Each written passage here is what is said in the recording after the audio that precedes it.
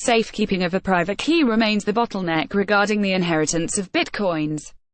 Chris Ratcliffe, Bloomberg 5 years ago, Matthew Moody was killed during an observational flight when the two-seater plane he was in crashed flying over a canyon in Chico, California. His father, Michael Moody, knew his 26-year-old son had been mining bitcoins, today worth thousands of dollars each, but had no idea how many he had or how to find them. Michael Moody has spent the past 3 years seeking the answers. "My son was actually one of the earliest people to mine it," said Moody, a retired software engineer. He used his computer at home to mine bitcoins when you actually could do it that way, and he had a few. We think the decentralized and unregulated nature of Bitcoin means that without the keys to access his son's digital wallet, hosted by blockchain.info, Moody has no way of accessing any funds. And it's almost impossible to find out whether a person is sitting on peanuts or a fortune, as wallets can contain an unlimited number of unique addresses, or identifiers, with bitcoins assigned to each. Without knowing every address, it's not possible to locate every piece of currency. Blockchain.info did not respond to requests for comment on this story. There is no authority that could be appealed to fix this. Nolan Bowler, director of research at cryptocurrency analysis website CoinDesk, said of an individual's Bitcoin stash becoming inaccessible after they pass away, those coins would be abandoned. Moody says entrepreneurial young people, unfamiliar with emerging digital currencies, need to be better educated about the steps needed to be taken to ensure their investments are properly secured, both for themselves and for future heirs.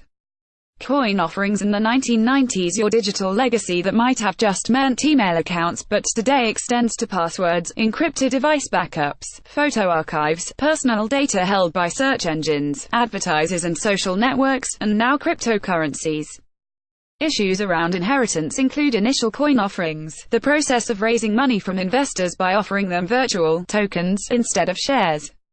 In 2017, about $3.5 billion was raised worldwide from ICOs, according to data compiled by CoinDesk. The relatively nascent practice of holding an ICO means legislation is yet to catch up, meaning questions around what happens to a person's rightful tokens when they die are numerous.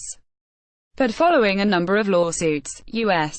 lawmakers will soon decide whether a token acquired from an ICO will be considered no different to a share bought through an IPO. "My bet is that ICOs, when issued by a company, they're going to be considered securities," said Peter Henning, a professor at Wayne State University Law School and veteran SEC and Justice Department lawyer. "If they are securities, then just like stock or bonds, you can put them in your will and pass them down." European Central Bank President Mario Draghi said that blockchain technology is quite promising, but that the value of Bitcoin oscillates wildly. "Of all things, I would not call Bitcoin a currency for this reason." He said the ECB remains very interested in the blockchain, which underpins cryptocurrencies. Bitcoin security. Some firms are beginning to make provisions. Coinbase is a custodial service, which holds a customer's private keys, the kind that if lost would otherwise render any bitcoins permanently inaccessible, and as such is able to provide some level of security in the event of a person's death.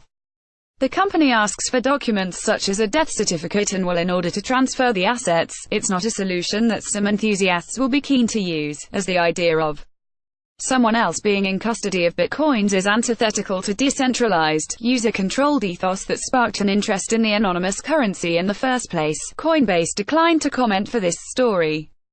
Safekeeping of a private key remains the bottleneck regarding the inheritance of bitcoins. The startup Ledger SAS, which in January raised €61 million, $75 million from investors, makes electronic Bitcoin wallets.